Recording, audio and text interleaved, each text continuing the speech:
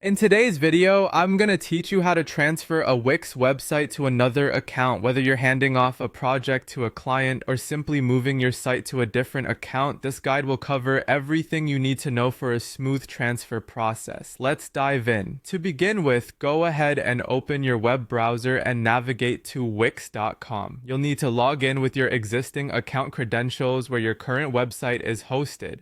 Once you're logged in, it's time to select the account associated with the website you wish to transfer. Make sure you're in the dashboard of the correct account to prevent any mix-ups. Next on our list is to locate and click on the settings option from your dashboard.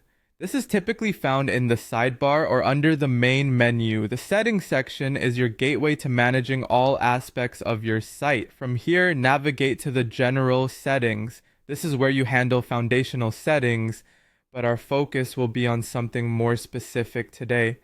Now we arrive at the roles and permissions section. This area is crucial as it determines who has what level of access to your site, so it's essential to tread carefully here.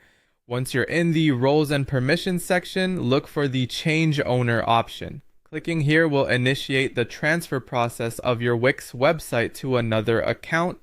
You'll then be prompted to type in the email address of the person or client to whom you want to transfer ownership. Be sure to double check this information. An incorrect email will mean your transfer won't reach the intended recipient. Once you've entered the email address, you'll have the option to specify the role of the new owner, choosing from descriptions like a client, an agency, a freelancer, or someone else entirely.